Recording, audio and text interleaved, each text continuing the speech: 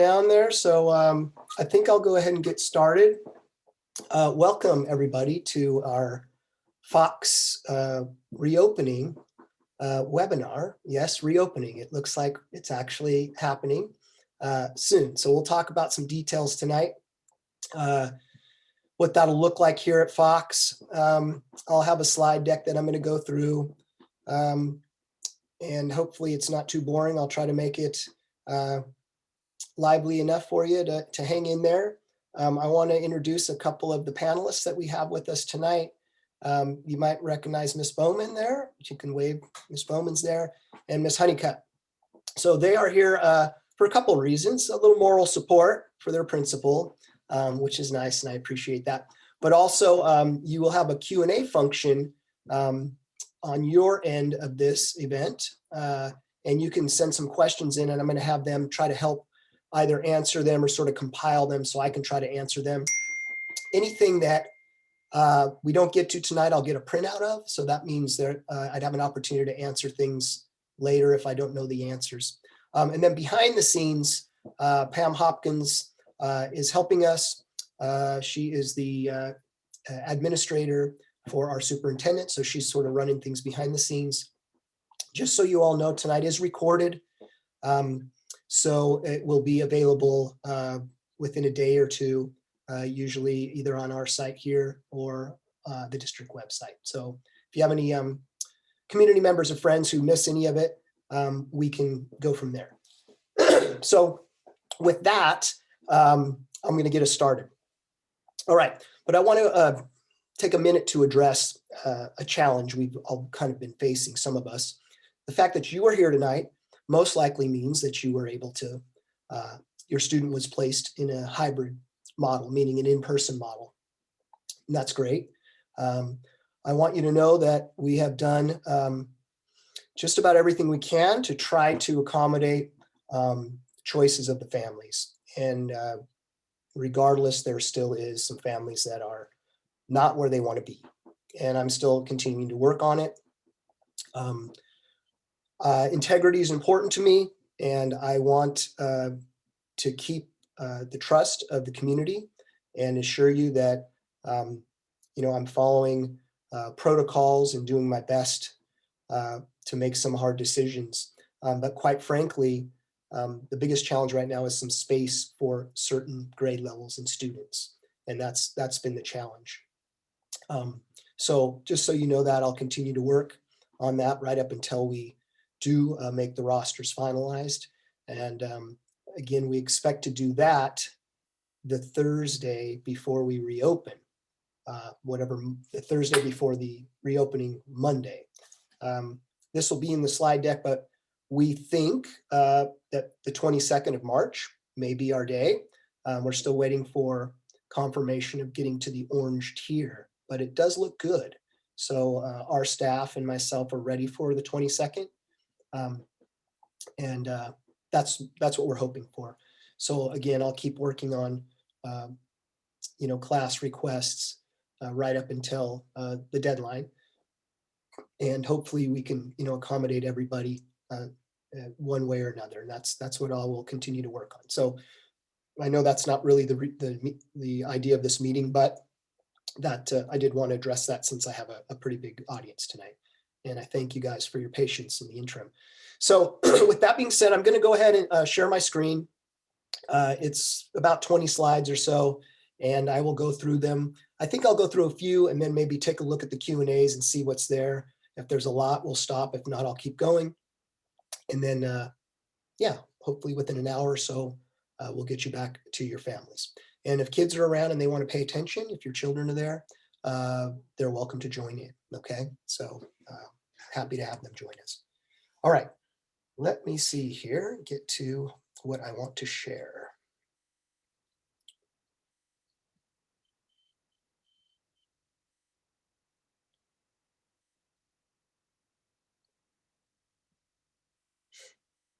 Okay, I'm going to share.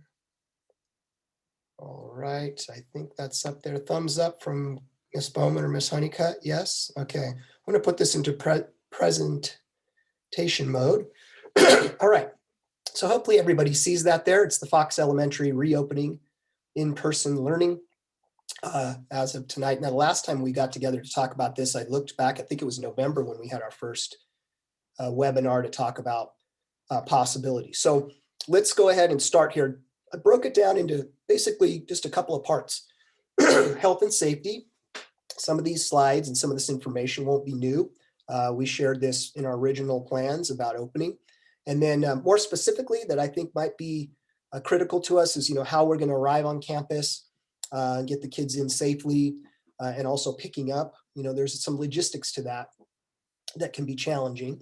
And then, Q&As towards the end, and we'll go from there. So let's see here. All right.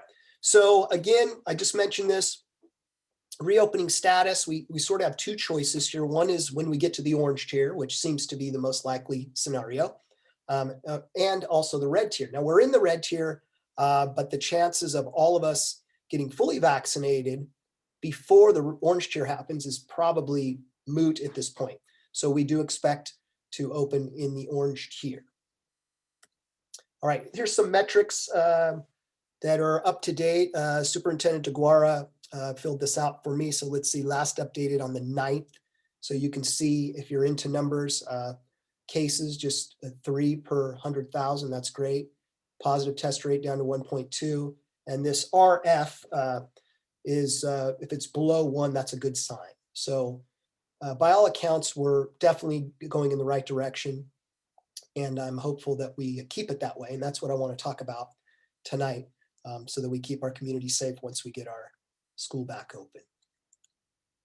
All right, the 4 pillars. This again isn't new information, but this is really kind of the foundation of how we're planning to keep all of us safe here at school. So you as parents and our staff, we do daily symptom screening, and most of us are probably used to this in some format. If you went to a doctor's appointment or anything like that, they ask you some questions prior to coming in and then getting a temperature check.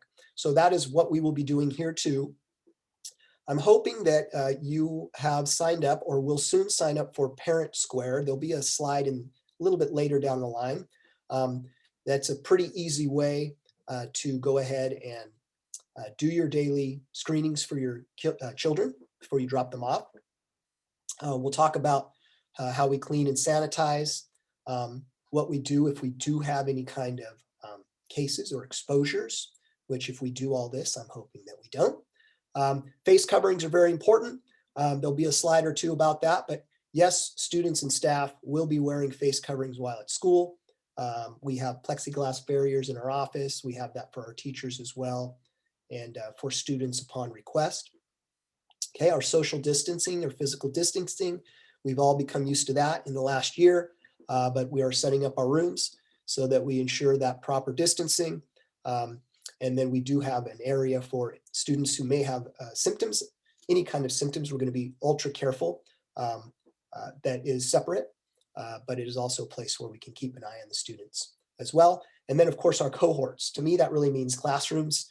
We'll keep our kids in our classrooms together. And you see right now we don't have anything larger than 15, although we do have one grade level that's at that stage. Okay.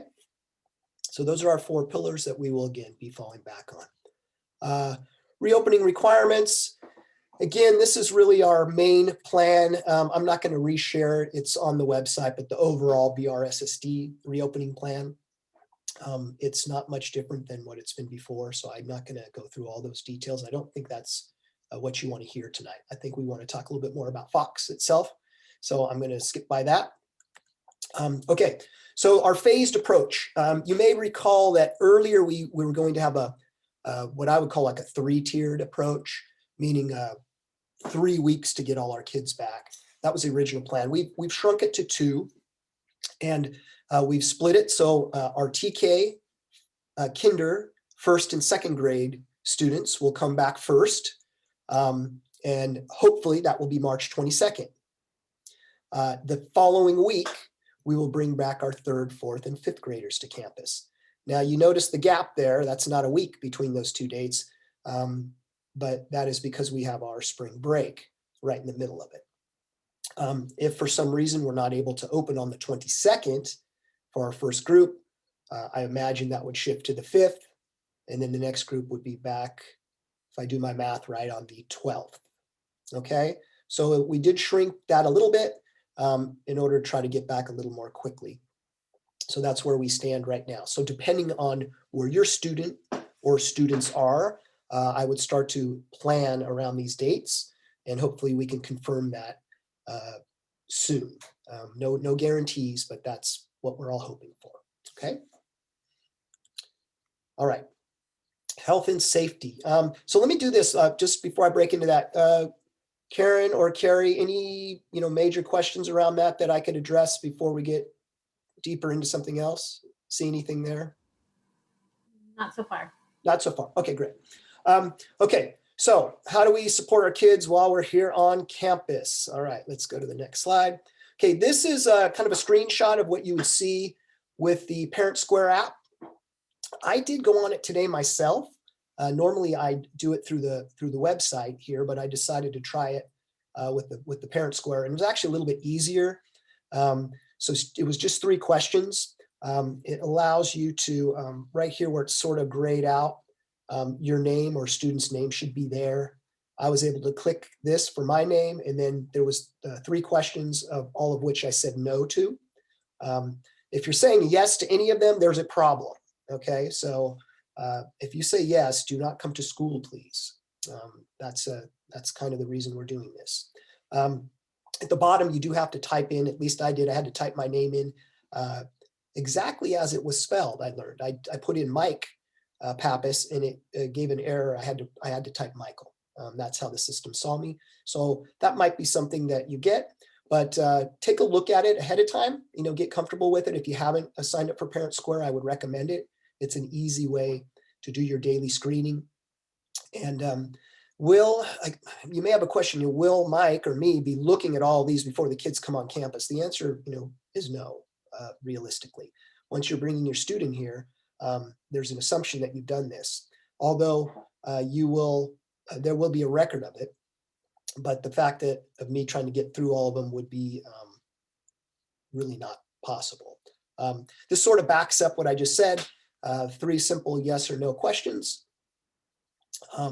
It looks like you can opt to do more than 1 student in a single submission. So if you have more than 1 student coming, and then it looks like the form is open from midnight to 4 o'clock the day of school, which makes some sense. Doesn't make sense so that you're doing it after you've come to school. So I would think that you take care of it before whatever your session is, whether it be the AM or the PM session. All right, so physical distancing. How are we going to come back onto campus safely? So we are going to have designated entry and exit locations, the symptom check, which you will be doing, but the temperature check, which we will be doing. Seating areas will be assigned. We will have backpack hooks and cubbies that will be assigned depending on what the teacher decides to use. Bathrooms will be, they will be only used by certain groups. And when I say segregated recess, that's not a great term, but there is no official recess, excuse me, in the schedules. But we realize that, having our younger kids able to get outside a little bit with their classmates is a valuable experience. But we won't be doing it like a normal recess where you would see multiple grades or all the kids playing. It will be strategized. I'm meeting tomorrow with our in-person teachers to look that over and make sure we're aligned on how we use our available space here. Okay, but we do expect to have kids get a break out there too. And then staggered schedules, we'll talk about the schedule specifically, but what that means is, your drop-offs and pickups will be slightly staggered so that we can accommodate the kids coming in, not too many to have to take temperatures or not too many waiting to be picked up.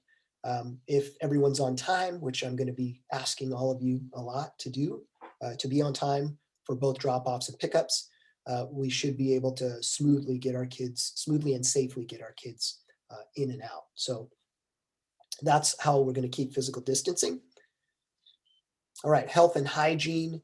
Okay, face coverings will be required by our staff and our students, okay, when participating in the classroom, right? So students and staff, I'm going to read this, just should wear their face coverings all the time in the classroom unless a medical condition prohibits them from doing so. If any of you have that challenge, reach out to me early, please, so I know that's coming. Let's not wait until school starts and then have someone in class who are forcing to put a mask on when there is a good reason they shouldn't have it on, okay? But the expectation is that we will keep them on. And to be honest with you, I've been, here on site all year, and when I see our students outside and all of you, you have all been, I don't know that I've seen anybody unmasked, to be honest with you. So I'm comfortable that all of our kids understand the importance, and all of you do too, which is probably why our county is done as well as it has. Our HVAC systems, our heating, air conditioning systems, have been equipped with a special filter, a MERV filter. Don't ask me in the Q&A what that stands for, but I do know that it is like really one of the very best that you can have that helps with these type of challenges. It's not just to keep dust and dirt out, but it also is designed for helping with the challenges of viruses in the air. So I have assured that all the units have been changed over, and we will be keeping those running during the day, and we'll be having our doors and windows open as part of our layer of protection. And that's a little, that's not the norm, right? We're used to maybe the doors open on a warm day, or but we will be attempting to keep those open throughout the day. So we need to plan for that, right? This time of year could be warm, could be cold, could be perfect. And then towards the end of the year, it could certainly be hot. So we'll need to plan around that as well. But that is an important layer in keeping the room from becoming stagnant. So we've checked all the windows at school. I know that sounds funny, but I'm guessing some teachers probably never open the windows because we have the AC units. And also, if they're higher up, we've made sure that we have the appropriate tools to get to them and open and close them. So that you can expect to be part of our system. All right, back to the masks. So masks are a must do. Some of the masks that are not okay, like your regular bandanas, masks with a valve, some kind of thing in the front, or the neck gaiters. Those would be those sort of things that I see people kind of pull up like this. Those aren't what we're going to accept. We're going to have masks here. I've got a huge shipment, which is great. But we still ask you to provide masks.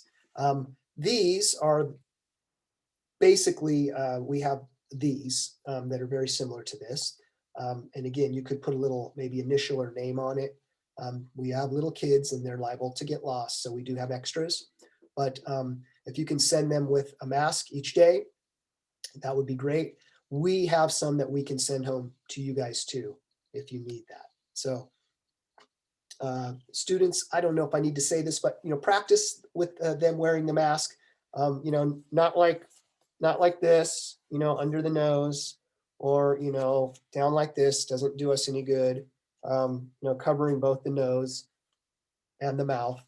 I know you all know this, but maybe there's some kids out there watching. Let's make sure we do this, properly. Again, this is a big layer of protection for us, and I want to make sure that one thing I want to do is keep us open all the way to the end of the year.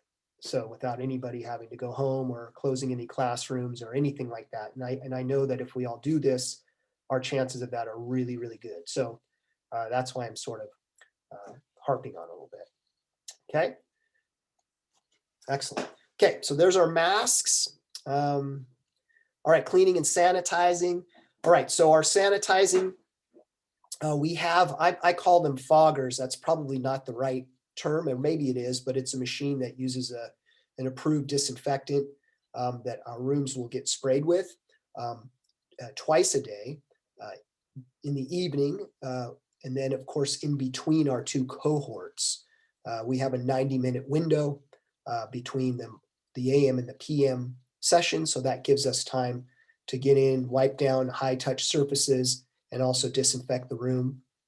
The restrooms, we will be doing the same too. And again, we've put up a rotation. I'm working with Ignacio, our custodian, to make sure he's on a schedule to get through the bathrooms regularly during the day. The norm is we go in there at the end of the day, right? That's kind of our norm, of clean in the morning and then clean in the afternoon, but we will be going through more often.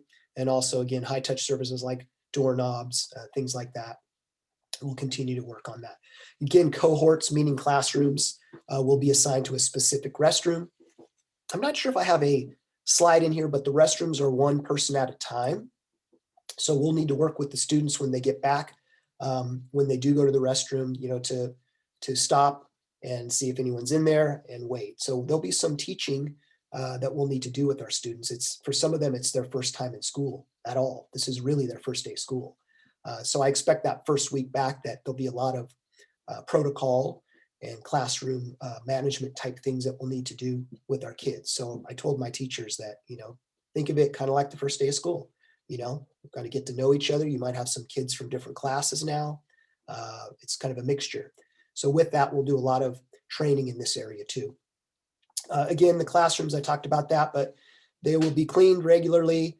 The sinks will be wiped down. One thing that students will not have access to is the drinking fountains in the classroom or outside.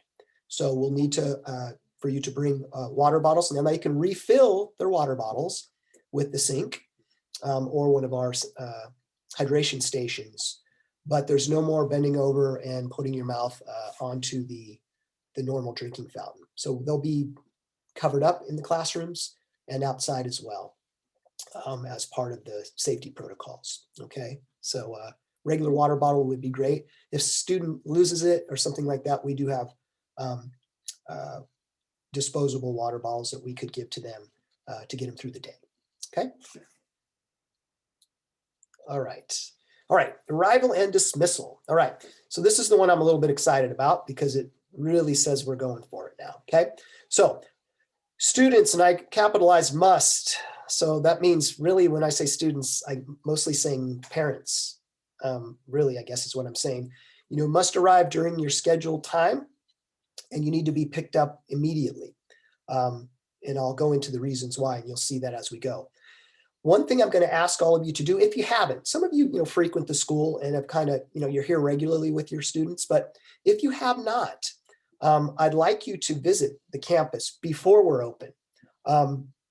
Take a look, because the little ones, when they get here, you won't be walking them to class like we traditionally have done. You're going to be dropping them off, and they're going to have to make their way now, with our help. Okay, not alone, but if they're used to holding your hand and walking all the way, and I'm talking about, we have TK, these are little kids, that you won't be walking them in. So I want you to take them to where they will have class, which you'll know specifically soon, and you'll see the dots where they would stand and wait. So I'm asking you to check that out. And it does say line up. I put that in quotes. They're not traditional lines per se for the most part. They're 6-foot spaced areas that I put down. And if you've been at campus, you've probably seen, I call them the dots. You've seen some dots around, and there might be more dots as we move forward. But I used all my dots already, so I'm waiting for more. But right now I have these dots outside of the rooms that we currently expect to use, the classrooms. So please do that. I think that'll take some of the anxiety out for your students and maybe for yourself too. Okay. All right. Okay. So the elementary model, the AM, right? I'm going to kind of just use my cursor here. So we've got the AM, and then we've got our prep and sanitize time frame, and then the PM. So the A group, let's call, is the AM group, right? while they're in class with the teacher, the B group, meaning the PM group, would be getting anything like PE or science or possibly music. Okay, so the design is that it would be in the off time, if that makes sense. So if we look at that, Monday, Tuesday, Thursday, and Friday. So if you ended up with an AM placement, your student would go to school, and then when they get home, they should have science or PE or whatever else they might have. Okay, hopefully that makes sense. Wednesday will be a full distance day. And the schedule, I don't have the exact timing, but it will be like a traditional Wednesday, probably instruction up to about 12:15 or 12:30 for all students at the same time. No A/B. This is just full distance. So I'll use Miss Bowman as an example. Miss Bowman will just have all her kids at that time. Miss Honeycutt will have all her kids. Even if she has an AM, PM normal group, she'll have both of them on the Wednesdays. Okay, that still gives us, our staff, a chance to have our Wednesday meetings like we need to do. So that's what the model looks like. Okay. Now, dismissal times. Take a look at this. I did it by grade. So if you look across the top, you can see TK and K, and then 1, 2, 3, 4, and 5. And then here you can see the AM start and dismissal time, the cleaning window, meaning, when we will come in to sanitize prior to the afternoon start. And then here's your PM start and dismissal. So I did have some thinking behind this. I went ahead, and if we slide to the right, our older kids I started earlier. I don't know if that's a good idea or a bad idea, but I went for that. So 8:15 start time for our 4th and 5th grade classes.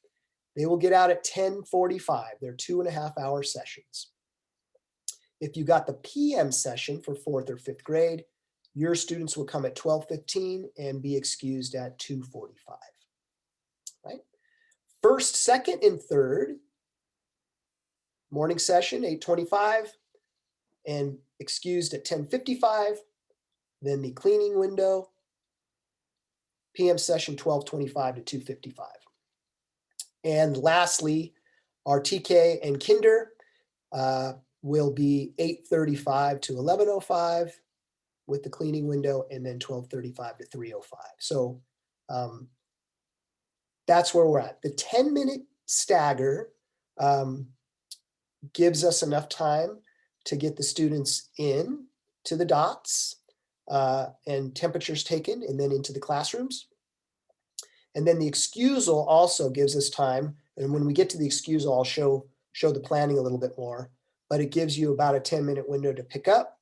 And I know those of us who've been here at Fox a long time, drop off and pickup is quite chaotic. And those of you who know me, I'm out there, 95% of the time, trying to keep everybody safe and keep traffic flowing. And that's sort of what we envision. But the reality is, with these staggered times, we're looking at about 45 students being dropped off and or picked up at any one time. That's super manageable based on what we're used to. So again, if you're on time, it will be very helpful. Okay, so keep that in mind. But that is our schedule right now. So latest anyone gets out is 3:05, which is just a little bit earlier than what we've done in the past. Okay. All right, so drop-off procedures. So let's talk a little bit about that. I might be a little redundant, so I apologize, but it's important. So students will exit the vehicles, and they will go straight to the area outside of their particular classroom. That's why the importance of, once you know your classroom, for you to make sure your student is comfortable with where to go. Social distance markers, the dots, will clearly show where to stand.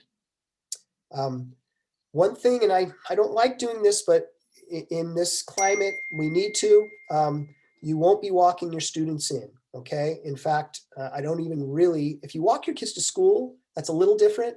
I'll have you stop probably prior to the blacktop where the curiosity corner is. But if you're driving, we'll help you get the students out of the car and headed off to their class. So mentally prepare for that, parents, especially if this is your first experience with school. Normally we have our families walk the kids in and kind of hang out until they go into class. And again, with the situation we're in, we don't want to risk anything. We want to be really careful. So start to think about that. You've got some time, and you have some great caring adults here that will make sure we get your little ones safely to where they need to go. Okay. All right. So these are the rooms as of right now that we will be using for our in-person instruction. And you can see them across here, 6, 7, 9, 11, 13, 14, and 16. If those are your classrooms, you're going to simply go through I call it gate number 2, but it's the black gate closest to our office. I'll have a map of this in just a moment. And then rooms 1 and 20, you won't need to go through any gates, just based on the way the classroom layout is. There is a door that is close to the front of the school, and that's where we will have the students line up. Now, this will be different for everybody too. We have all these gates, and now what I consider us a semi-secure campus based on what was done over the summer. Not a fully lockdown campus. You can still access it. But once we have students here, we are going to close those gates. They will be locked. Can we get out? Yes, they'll have panic hardware. Anyone can get out the gates at any time. So we don't need to worry about that. But anyone trying to come in will be challenged to do so. And it's, again, safety is one thing, but also we don't want to bring people into our school bubble that don't belong there. So one question I had from parents about is the back gate, because there is a convenience factor with the back gate. For the start of this, I do not want us using the back gate. I want everyone to come in through the front. And we can reassess as we go. I know bigger kids probably, are okay to do that. The challenge right now is with the back gate. It's a new gate, and it's just like the others. It's got a panic bar.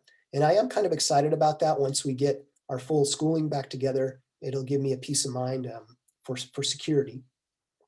But people leave the gate open, and we're going to be closing, make sure it's closed in the mornings. Now, can students leave that way? The answer is yes.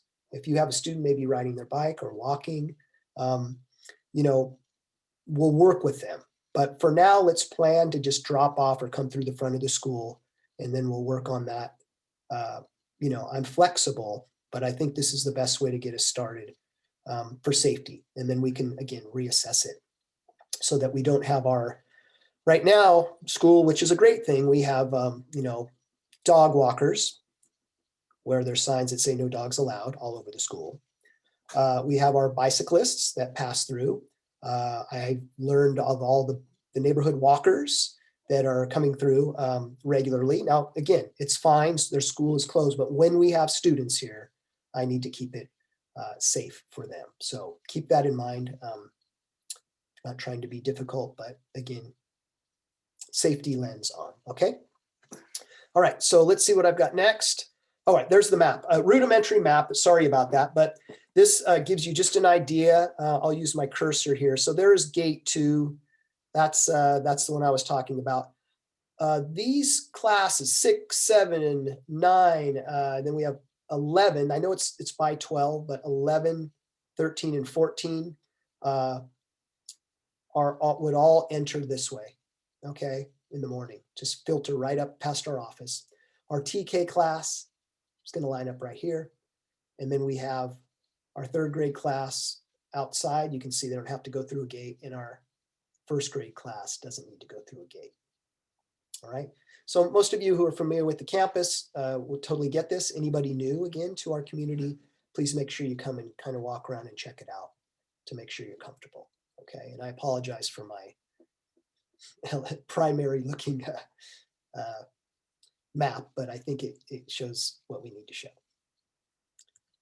Okay.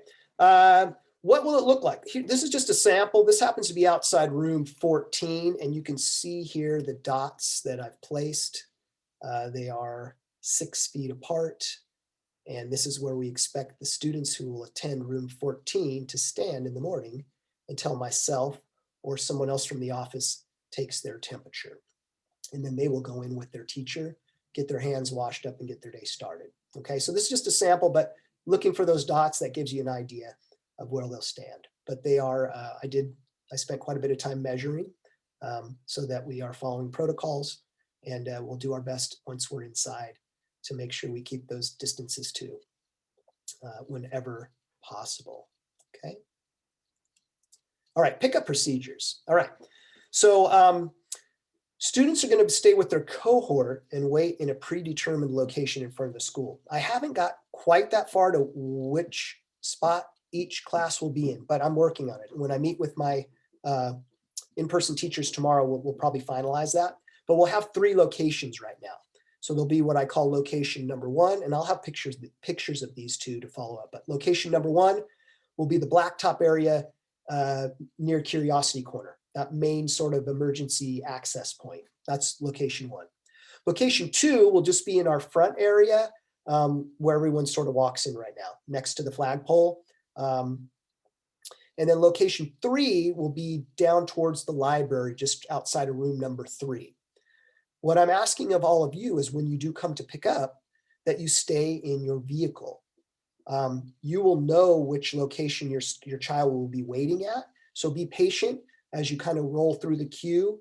Again, remember, it won't be the queue you're used to, on a Wednesday when we had 500 people getting out at the same time and 16 childcare buses, and you can't see what's going on, and it won't look like that. We're not going to have any buses coming or going, just about 40 to 45 pickups happening. So I think it'll run smoothly, and with your help, I know it will. So just keep that in mind. And then Monday, lunch you will be able to access lunches on Monday. Right now, the program exists, but you have to order and pick it up at Ralston. But once we get back, we will have a pickup only on Mondays. And the way the program works is if you do pick up, you get a lunch for the whole week, only a veggie and a non-veggie choice. And it's still free to all of our families. So if you do choose to sign up for that, I think that's on our website through Lunch Masters. You may roll through and pick up your lunch on that Monday, lunches on that Monday, okay? So that's the only day we have that. And again, I'll show you pictures of that as we get a little bit closer. All right, so there's your pickup location number 1. I think everybody recognizes that. I started putting a little tape down here, measuring things off. I'm going to work with our custodians to probably paint a little dot, just to give the kids an idea. So if you're a student, let's say we decide that Miss Bowman's class is going to line up there, you'll know about that, and you're going to be patient while you roll up, and we'll get them into the car. Okay, so that's your first pickup location. The second you recognize, whoops, sorry, let me go back, is just sort of our main area where this is our ramp where we head up. So this area will have some dots again for them to stand and kind of wait. So that's location number 2. Location number 3, a little bit tighter, but I measured it off. We can fit 14 or so kids safely distanced here. So that'll be location number 3. That's kind of right at the end of the drive-through. And lastly, again, on Mondays, right down here, and I guess, Ms. Honeycutt, can you see my cursor when I do that? Yeah, okay, so you guys are seeing that. I should have asked that a while ago.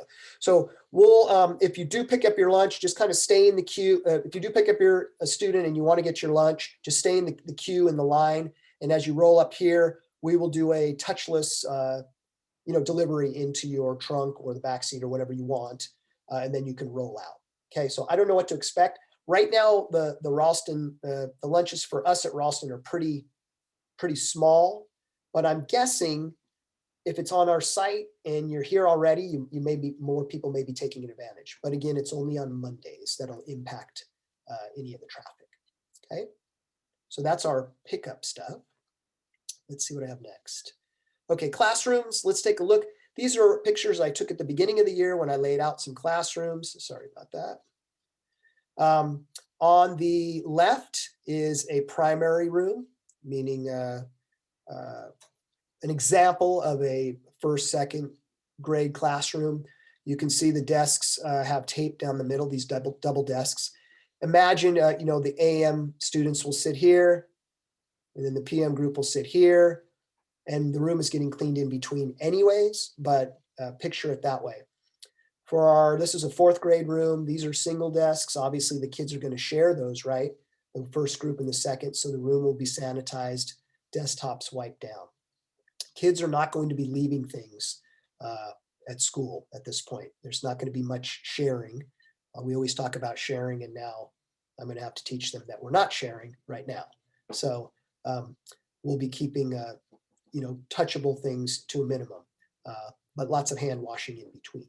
Okay, so that's sort of an overview of what it looks like. Miss Honeycutt, go ahead. So we've got some questions in the chat about like the picking up and dropping off, some that Karen and I didn't know the answers to. So Okay. I thought before you started to go too much farther away from that. Yeah, let's stop there. Thanks for cutting in. Let's see if I can answer them. If not, I'll look into it. But go ahead. Go ahead and read. We've been answering what we can, but we've left some open. So will there be bike racks? Yes, we do have a bike rack. Yeah, we have a bike rack that is just across from Curiosity Corner. So yes, our larger students, the bigger kids that ride bikes, they should still be able to do that. We can work with them. We've never had a big contingent of that, but yes, short answer, yes, we do. Okay. And then can the PM group of kids play on the playground after school is over? PM group play after school is over? It's a good question. My instinct says yes. The playgrounds are open. At least 2 of the 3 are open now and are getting used. So I would say yes. Okay. Yeah, they're being accessed now. So once school is out, if they're playing safely, there is now a portable hand sanitizing stations that are getting put out there too. They should wash up before they play and after. But yes, let's say that the answer is yes, unless I hear something different. I'll let the community know. What about people who have multiple children who have different pickup and drop? They were asking how do they handle that? So say one of my kids needs to be dropped off, right now, and the other one's 20 minutes later. How do we coordinate? Yeah. Right now, I'm going to say an unpopular answer because I'm not sure what we would do with the student, a hanging out student, right? We don't really have that location. So for now, I'm going to say, if you have an 8:15 drop off and an 8:35 drop off, I'm asking you to do 2 drop offs. But I will continue to strategize to see what we can do. For now, that's what I think is the safest thing to do, is that just to keep the student with you until we can figure it out. Because they can't, let's say you have trying to figure, maybe on the pickup it might work better, because if let's say your 5th grader gets out and then wants to wait for the kindergartner to get out, right? That I could see that. So we'll have to figure that out probably on a more case-by-case basis, and how we can do that so that we're not contaminating the cohorts. The drop off is a little more tricky because again, we don't really have an area where kids can just hang out if they're not in the same group. So I'll let me think a little bit more about that. Whoever, that's a great question. Thank you for asking that.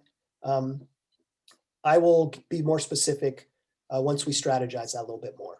But that's probably a question many families might have. Will there be a crossing guard at St. James? At St. James, down below. Great question. I don't know. I haven't thought about that. That's a great That's a question. good question. Yeah, it's a great question. Again, that's what we're used to, right? I'm going to write that down. I have to follow up. The crossing guard down at the street level is not under my authority, for lack of a better term. Of course, our volunteer Kathleen, right, has always helped us. I don't know that we necessarily need her now, because if everyone's getting dropped off directly at the curb for the most part and not having to walk in, but we'll see. I think we can probably handle our crosswalk, but I'm not sure about the St. James one. So I'll look into that. Another good question. There was a follow-up. What about at Ralston and Hallmark then? Would there be a crossing guard? There are a lot of families who were, were asking questions about walkers. So I imagine we're going to have a lot of walkers. That would fall under the same as our St. James crossing guard. So I'll look into both of those. Again, I feel like they work through the city, but I have to check on that. So I'm sorry I can't answer that, but it's a great question. Can you also make clear about playing at the playground after school? Will parents still need to go through and pick the kids up in their cohort and then park their car and then they can go to the playground? Or are children allowed to go straight to the playground and parents will pick them up there? So that's the question. Yeah. The PM group. Well, I think by me saying that they can go to the playground is saying that parents could go get them from there. We need to have a little communication about that, though, I think, with the teacher for just safety purposes. In other words, different families may be comfortable. If I was teaching a first grade class and my first grader said, hey, my mom said I could go to the playground and she'll pick me up there, I might be a little leery of that. Where if I was a fifth grade teacher and they said that to me, I'd probably be more comfortable. So maybe some communication so that the teacher knows would be appropriate. But I think going directly to play after school. Now, again, let's think about the early people, right? If you get out at AM, can you go play? How is that different? I'm picturing after school, meaning at the end of the school day completely. I'd like to think about that a little bit too, because I want it to be equitable if possible. Yet I don't want students playing if there is any classes that might want to access it. I know it's a small window of time, though. I'm going to think about that a little bit, Fox families, and then give you a solid answer. I haven't strategized yet. That's a good question. I'm writing these down, by the way. I know they're in the queue, but this will help me. Is there any more related to that, Ms. Honeycutt? Not related to those topics, no. Okay. Anything else sort of on the pickup drop off?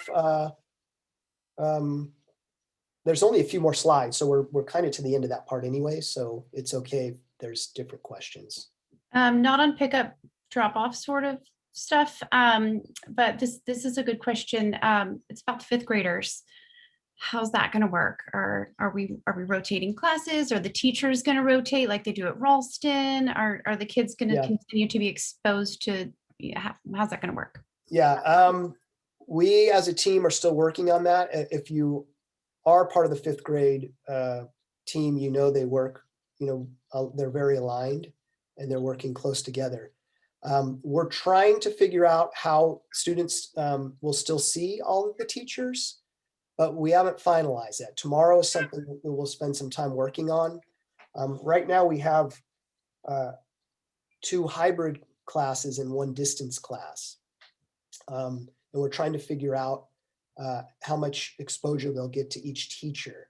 So I know Ralston is doing a model where a teacher will go from room to room. And we're looking into that to see if that's okay here, if it's approved through through my district personnel. That's one thought. Wednesdays are the distance model days. I know they've talked about making that a day where they all see the students like they have in the past. So I don't have the exact answer to that, but we are absolutely thinking about how to do that to the best of our ability while someone's distance and others are, in the class. It does break up what I feel is a really strong system that we have for our fifth graders. So another question, the Parent Square app. So when they're answering the screener questions, if they have to answer yes to one of those questions, but the student isn't sick, will the student get to join online classes until they can come back to the in-person system? Yes, I think this is a broader question.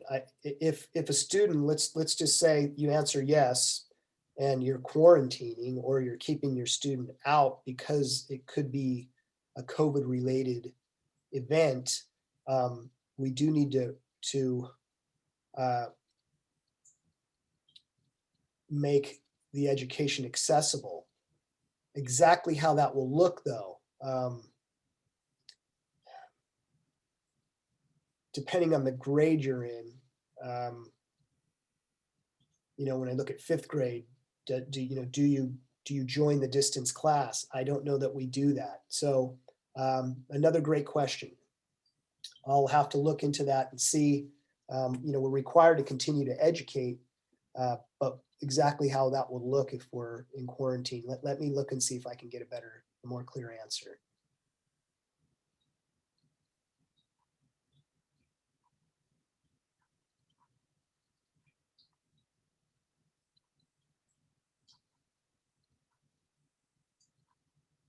All right, thank you, Ms. Honeycutt. Others? There was another one on if you needed volunteers and can parents volunteer during the pickup and drop off time? Good question. My instincts say yes. If if you're out at the front of the school like me and we're distanced and, having minimal contact with the kids other than just getting them going in the right direction or supervising, I'll check on that, but I think that would be okay. But if you are interested, reach out to me directly. Maybe we can work together. I don't know if there's just one person wondering that or if there's 4 or 5 or 10 of you. And see if we can strategize that, because I certainly can always use that type of help. Actually, I look forward to it. So yeah, reach out to me directly, maybe email, and then I can see if there's any special protocol. As long as you are self-checked, and have your mask on, I can't see why that wouldn't be okay out in front of the school. But we should check on that to be sure. There was also a question about when will families be notified of who the teacher is for distance learning and who the teachers are for in-person learning. When will they find that out? Right. They should find out officially the Thursday before the Monday we start. So if we start on the 22nd, you should get your official notice of who your teacher is. In fairness and in transparency, I'm not hiding that right now. I'm still calling it, potential, meaning it's possible things could change, but it's unlikely. So if anyone has actually reached out to me wondering, I have said who I think their tentative assignment or teacher will be. A lot of you can figure it out. If you selected stay with teacher, you already know. You may have figured out based on different things, but it's not a secret. It's just, sometimes I'm still making moves sometimes from class to class, doing my best to meet all those, different requests that I've received over the last week. So, but for the most part, we know who you will be assigned to. So unless there was a drastic change, I could tell you that, but officially the notification will come out hopefully on the 18th. if we do in fact get to open on the 22nd. There was a question about EpiPens and when they can drop off their EpiPens for their child. Great question. Well, certainly before school starts. I mean, our office is open. We will have access to Nurse Luna, not as much as we have in the past. I think her schedule is going to be with us in the afternoon. But normally we have her run through that paperwork. So I'll check with her. She was on campus today for our bi-weekly COVID testing that we do here for the staff. So, but we expect her to be there regularly during the day. So good question. We'll notify everybody for any medications that need to be dropped off, but clearly hopefully before the 22nd. Again, I keep saying that with hope.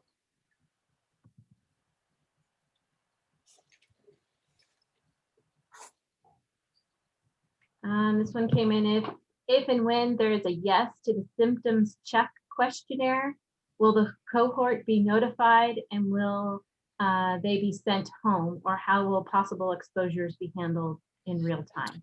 Well, let's look at, I've got a slide or two on that might be. Okay, so let's take a look at this and see if this generally answers the question. Okay, so if you answered yes, it doesn't automatically close things down. But if we have any type, we're going to err on the side of caution. And I have help from the HR department on all the particulars. But if we have a case, a real case, then you can assume that everyone in the class was a close contact, and then we would need to close that cohort for the period. And there's official documentation that would go out to those families, and it's not from me per se, but I don't know if exactly that was the question. If maybe Karen, am I answering that right? In other words, if we have a case, I mean, just answering yes and staying home, I don't think would necessarily trigger a whole class being closed down. I'd have to look into that, to see if, again, saying yes doesn't necessarily mean you have COVID. You could just be sick. And, whether we have to wait for tests to come in or not, I have to look at that. But whatever, I'd like to be cautious with it, of course, and go from there. So again, having a cough doesn't necessarily mean that you have have COVID. So yeah, let me look at that specifically too. Okay. I think they might have even been asking, like, if someone had said yes, will the whole cohort be notified that this person said yes in their questionnaire? Oh, okay, that I understand that. Okay. I don't know. I'll have to ask again. We have to balance privacy too, and that's always something that I need to pay attention to. So let me see. No one has asked me that question before about, just simply if they don't pass the screening, before they're here on campus, are we still required to share that? Okay.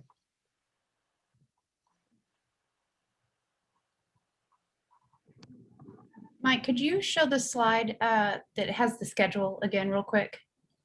Yes. Someone just needs to like snap a picture of it. Okay, no problem. Hold on. That'd be easier than me trying to type out what they need. I agree.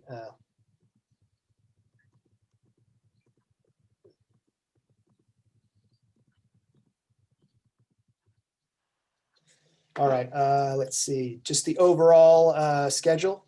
Yeah, I think that would be easier. They were asking something specific. This one? There you go. Yeah, I think they needed it for their TK and third grader, but I think it'd just be easier for them to just, snap that. Okay. Thank you. Yeah, and then this will, like I said, this will be shared as well for anybody who wants to look at it.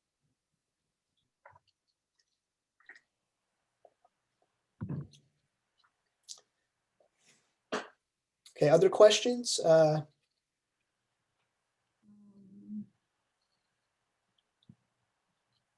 Guys just kind of looking at them? Okay.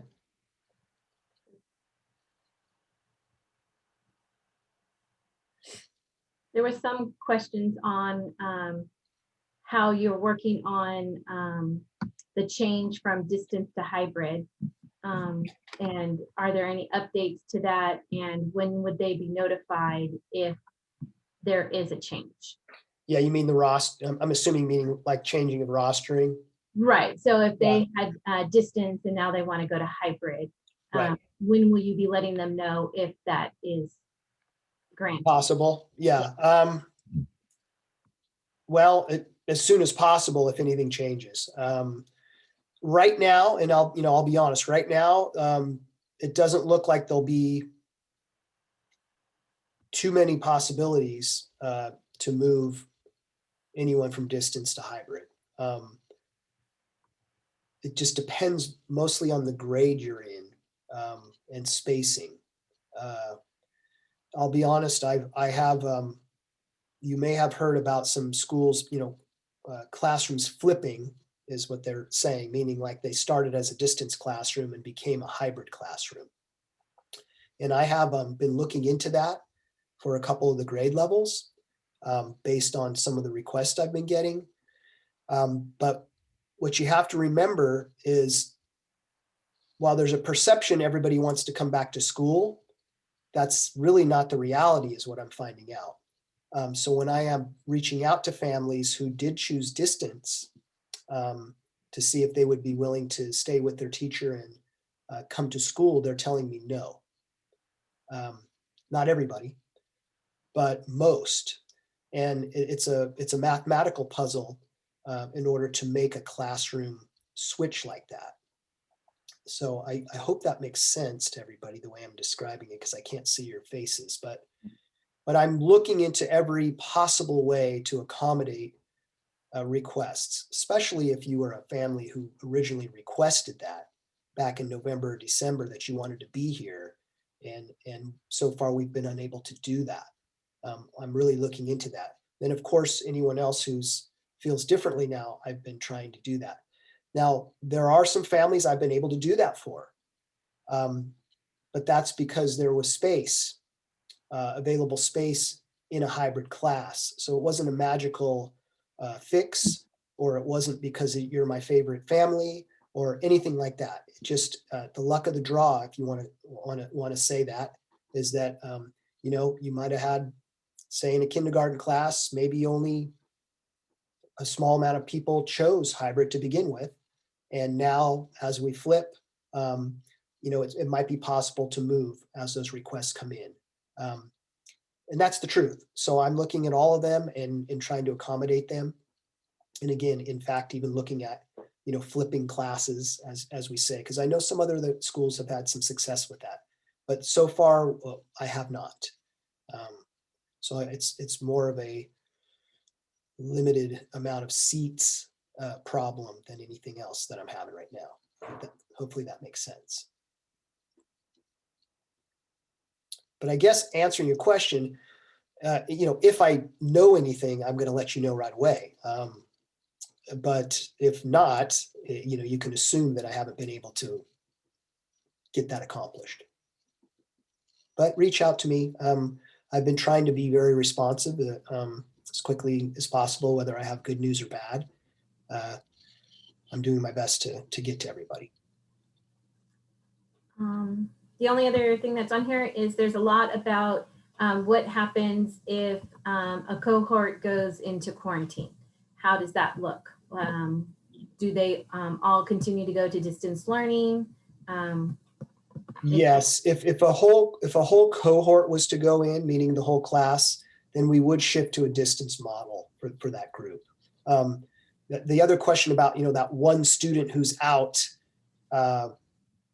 it would be, we'd have to address it differently. But if a cohort gets shut down, then we would continue teaching through a distance model. So we would have to be prepared to do that.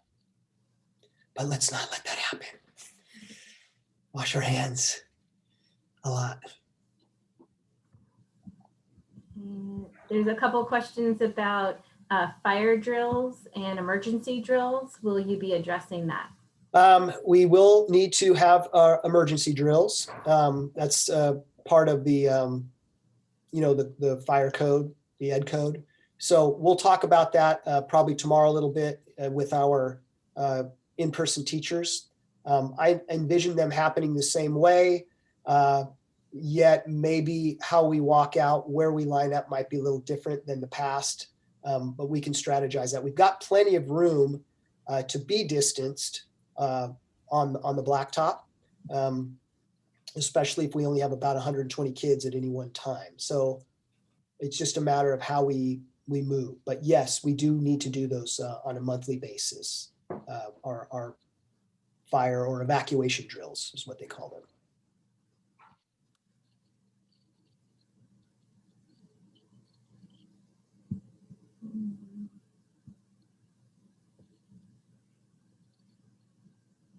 Okay, anything else?